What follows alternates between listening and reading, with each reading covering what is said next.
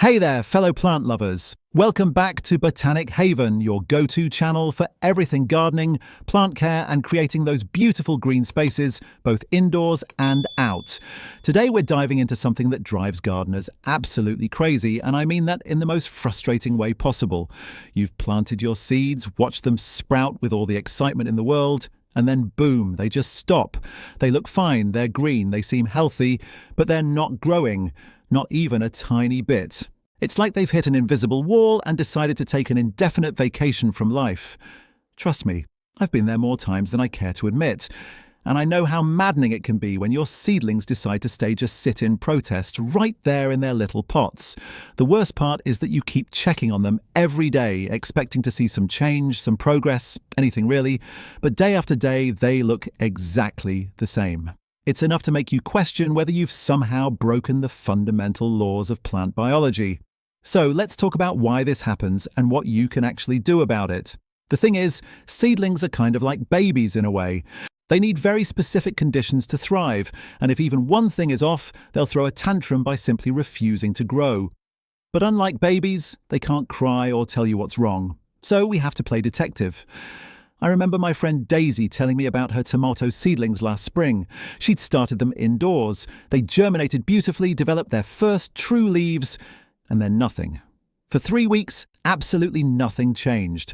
She was watering them, they were by a window, everything seemed fine. She even talked to them, which some people swear helps, but these tomatoes were having none of it. Turns out she had 3 different problems happening at once, which we'll get into as we go through this. The good news is that once you figure out what's causing the stall, you can usually get those little guys back on track pretty quickly. Sometimes the fix is incredibly simple, like moving them to a different spot or adjusting your watering schedule, and you'll see results within days. One of the most common culprits, and this is something that catches even experienced gardeners off guard, is the root situation. Now, when I say root situation, I'm talking about what's happening beneath the soil that you can't see. Your seedlings might look perfectly healthy above ground because the leaves are still green and perky, but underground, things might be going sideways. The most typical scenario is that the roots have hit the bottom or sides of the container and have nowhere else to go. They start circling around and around, getting tangled up with themselves, and eventually they just give up trying to expand. When roots can't grow, the plant can't grow. It's that simple. Think of it like trying to grow as a person while living in a closet. Sure, you can survive there, you can maintain yourself, but you're not going to thrive or develop properly. I learned this the hard way with my pepper seedlings a few years back. They looked gorgeous, deep green leaves, sturdy stems, but they weren't getting any bigger. When I finally worked up the courage to pop one out of its container, the roots were wound so tight it looked like a bird's nest. The plant had been stuck for weeks, just maintaining itself rather than growing. Some of the roots had even started growing back up toward the surface because they had literally nowhere else to go. The solution here is pretty straightforward, but it requires paying attention to timing. You need to transplant your seedlings into larger containers before they become root-bound. A good rule of thumb is to watch for roots starting to poke through the drainage holes at the bottom of the pot, or if you're using those clear containers that let you see the sides, when you notice roots pressing against the walls all the way around. For most seedlings, you'll want to move them up to a larger pot when they have their second or third set of true leaves.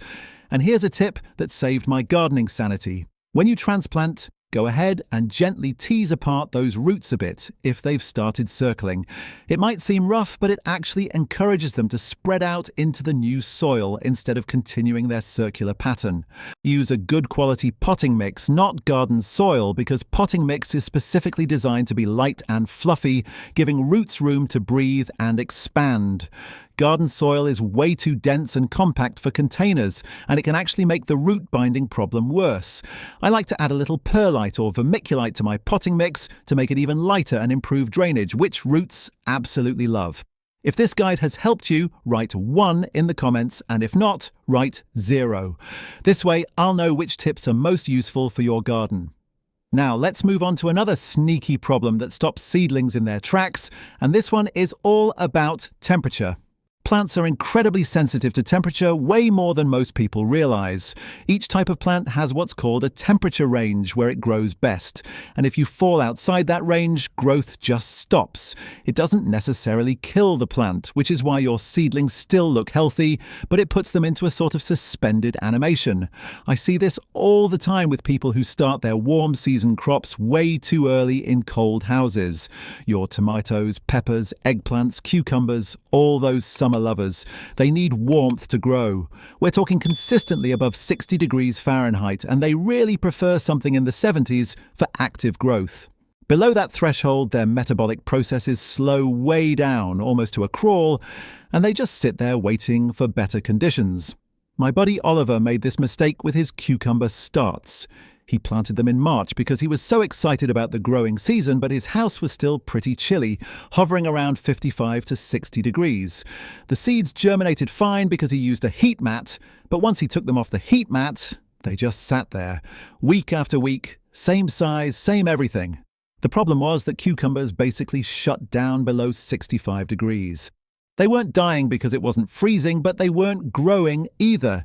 He ended up having to keep them on the heat mat longer than usual and also moved them to the warmest spot in his house, which happened to be on top of the refrigerator where the heat from the motor kept things cozy. Within days, those seedlings perked up and started growing again. It was like someone had flipped a switch. On the flip side, you can have the opposite problem with cool season crops. If you're trying to grow lettuce, spinach or kale seedlings and your house is really warm, like upper 70s or 80s, they might stall out too. These plants prefer cooler conditions and will just sit there waiting for temperatures to drop. I had this happen with some broccoli starts I was growing in July one year. My house was warm from summer heat, and those broccoli plants absolutely refused to grow until fall came and temperatures moderated. The practical solution is to know what temperature your seedlings prefer and then provide it. Use a simple thermometer near your seedlings to know what they're actually experiencing, not just what your thermostat says. The temperature at soil level, especially near a window or on a shelf, can be quite different from the ambient room temperature. If you need warmth, heat mats are worth every penny for starting seeds. They're not expensive and they make a huge difference. If you need cooler conditions, try moving plants to a basement, garage, or cooler room in the house. You can also use a small fan to keep air moving, which can help moderate temperature and has the added benefit of strengthening stems. Some gardeners even use mini greenhouse setups with temperature controls, but that's getting fancy. For most of us, just being aware of temperature needs and adjusting location accordingly does the trick. You might need to move your seedlings around your house throughout the day, following warmth or coolness depending on what they need. I know it sounds like a lot of work, but once you find the right spot, you can keep them there. Light is another massive factor that people often underestimate. Here's the thing about light. Plants need a certain intensity and duration of light to grow properly, and what seems bright to us humans isn't necessarily bright enough for plants. Windows, even south-facing ones, don't provide the same intensity as outdoor sunlight or grow lights. I learned this lesson when I first started gardening indoors. I had my seedlings on a windowsill that got what I thought was tons of light, and they germinated beautifully, but then they just stopped. They weren't even stretching or getting leggy, which usually happens with insufficient light. They were just frozen in time. The issue was that while there was light, there wasn't enough intensity for the plants to photosynthesize efficiently and create the energy needed for growth. They were getting just enough to stay alive, but not enough to actually build new tissue. It's like trying to exercise on too few calories. You might be able to maintain your current condition, but you won't have the energy to build muscle or get stronger. Rose, a gardener I met at a plant swap, had a similar experience with her basil starts. She was growing them indoors during winter, and they were under a regular household bulb. The seedlings emerged, got their first true leaves, and then nothing. Basil needs a lot of light. We're talking at least 6 to 8 hours of bright light daily, preferably more. Regular household bulbs just don't cut it because they don't emit the right spectrum or intensity. She invested in a basic LED grow light, nothing expensive or complicated, just a simple fixture she could hang over her seedlings. The change was dramatic. Within a week, those basil plants started pushing out new growth like crazy. The lesson here is that if your seedlings have stalled and you're relying on natural window light, especially during winter or in rooms that don't get direct sun, light deficiency might be your problem. Winter light is particularly weak because the sun is lower in the sky, days are shorter, and there's often cloud cover reducing intensity even more. The fix is pretty straightforward, but does require a small investment if you don't already have grow lights. You can get basic LED grow lights online for pretty reasonable prices, and they'll make a world of difference. Hang them a few inches above your seedlings and keep them on for 14 to 16 hours a day. Yes, that seems like a lot, but remember, you're trying to replicate spring and summer conditions when plants are naturally growing. If you're growing in a window and it's during the growing season when days are long and sun is strong, you might be fine, but keep an eye on how your plants respond. If they're not growing or if they're stretching toward the light source, you need more intensity or duration.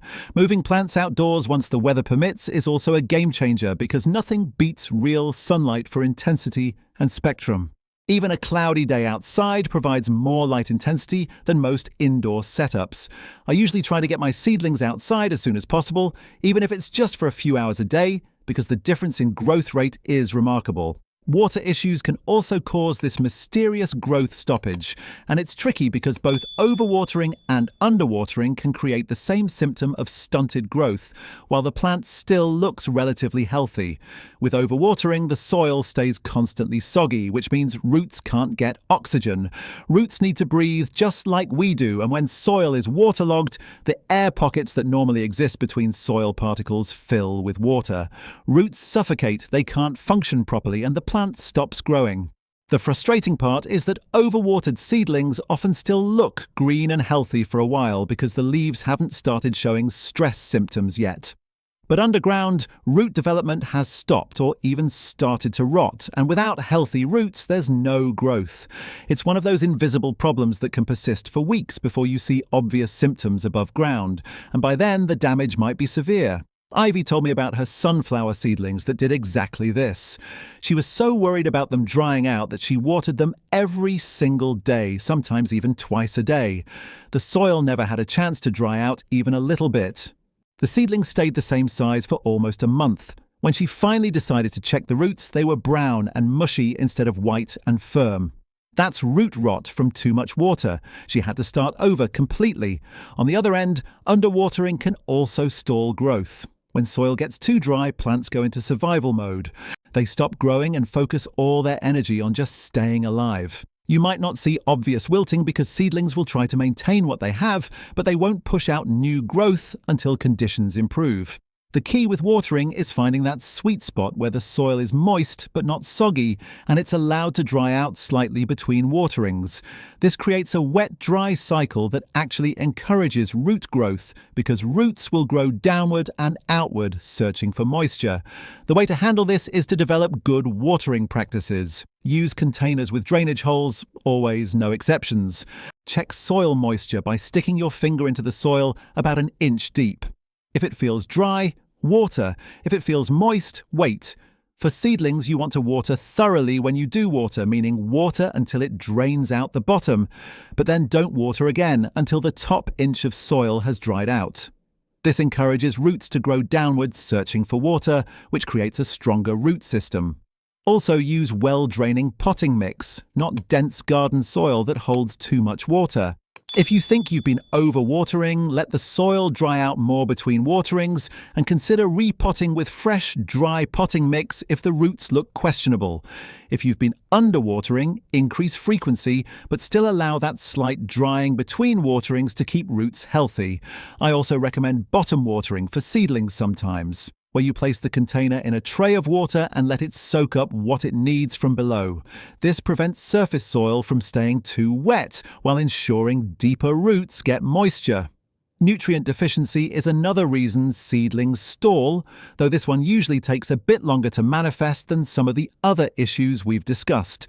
When seeds first germinate, they have a little food package built right in that sustains them through germination and the development of the first couple of leaves. But once that initial nutrition is used up, seedlings depend entirely on what's in the soil to keep growing. If you're using a basic seed starting mix, which is often just peat moss or coir with perlite and maybe a tiny bit of starter fertilizer, that nutrition runs out pretty quickly. Once it does, growth stops. The plant looks fine because it's not sick or damaged, it just doesn't have the building blocks it needs to make new cells and tissues. Think of it like trying to build a house without any building materials. You can have all the plans and desire in the world, but without bricks, wood and nails, nothing's getting built. Lucas experienced this with his lettuce starts. He used a soilless seed starting mix that was perfect for germination, sterile and light, but it had zero nutrients. His lettuce came up beautifully, developed a few leaves, and then just sat there. They were still green, no yellowing or other distress signs, just completely stalled. The problem was nutritional starvation. He started fertilizing with a diluted liquid fertilizer, about quarter strength, once a week, and boom, within 10 days those lettuce plants took off. Young seedlings don't need heavy feeding, but they do need some nutrition once they've used up what the seed provided. The challenge is not overdoing it, because too much fertilizer can burn tender young roots and cause more problems than it solves. I've seen seedlings completely wiped out by well-meaning gardeners who thought more fertilizer meant faster growth. With seedlings, less is definitely more when it comes to feeding. The solution is to start feeding your seedlings once they have their first true leaves. Those are the leaves that come after the initial seed leaves or cotyledons.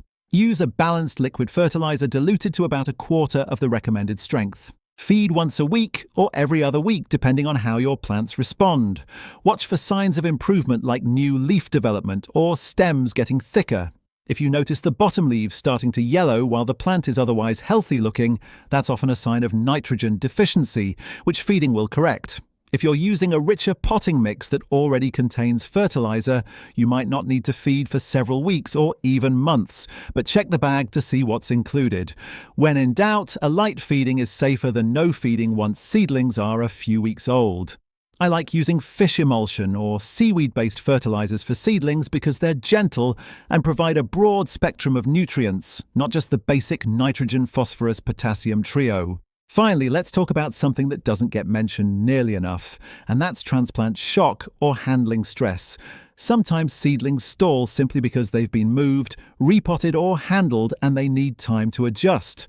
Plants are way more sensitive to disturbance than we give them credit for. When you transplant a seedling, even if you're super careful, you inevitably damage some of the tiny root hairs that do most of the water and nutrient absorption. The plant has to rebuild those before it can resume normal growth. During that rebuilding period, which can take anywhere from a few days to a couple of weeks, the plant just maintains itself. It looks healthy because nothing is actually wrong, it's just in recovery mode. I've seen this happen countless times when people transplant seedlings and then panic a week later because nothing's happening. They start overwatering, over-fertilizing, moving the plants around constantly, which only creates more stress and makes the problem worse. The same thing can happen if you've moved plants from indoors to outdoors too quickly without hardening them off, or if you've moved them to a drastically different light situation. The plant experiences stress from the environmental change and pauses growth while it acclimates. This is completely normal and usually resolves itself with time. The key is patience and not trying to fix something that isn't actually broken. Give transplanted or relocated seedlings a week or two to adjust before worrying. Make sure they have appropriate water, light and temperature during this adjustment period, and they'll usually start growing again on their own. If you're hardening off seedlings to move them outside, do it gradually over a week or two, starting with just an hour or two outside in a sheltered spot and gradually increasing time and exposure. This minimizes stress and helps plants transition smoothly. I always tell people that rushing the hardening off process is one of the fastest ways to stall seedlings, or even kill them outright if conditions are harsh. Another aspect worth mentioning is air circulation, which ties into several of the factors we've discussed but deserves its own attention. Stagnant air can contribute to temperature problems, humidity issues, and even disease development that might slow growth. Seedlings benefit from gentle air movement, which strengthens their stems through a process where the plant responds to the physical movement by building stronger tissue. This is why outdoor plants tend to be sturdier than indoor ones. A small oscillating fan running near your seedlings, not directly blasting them but creating gentle movement, can make a real difference in overall health and growth rate. Just make sure the air movement doesn't dry out the soil too quickly, which brings us back to the watering balance. Humidity is another environmental factor that some plants are sensitive to, particularly tropical species. If you're growing something like eggplant, peppers, or certain herbs indoors during winter when heating systems dry out the air, low humidity might be contributing to a growth stall. Most seedlings do fine with average household humidity, but some prefer it higher. You can increase humidity by grouping plants together, using a pebble tray with water under the containers, or running a humidifier nearby. I don't usually recommend misting because it can promote fungal issues and doesn't actually increase humidity for long, but the other methods work well. Something else I want to touch on is soil quality and compaction. Sometimes seedlings stall because the soil they're in has become too compacted over time from repeated watering. When soil compacts, it loses those air pockets that roots need, drainage becomes poor, and roots struggle to penetrate through the dense medium. This is especially common if you're reusing potting soil from previous growing seasons, or if you've been growing seedlings in the same containers for a long time. The solution is to always use fresh, fluffy potting mix for starting seeds.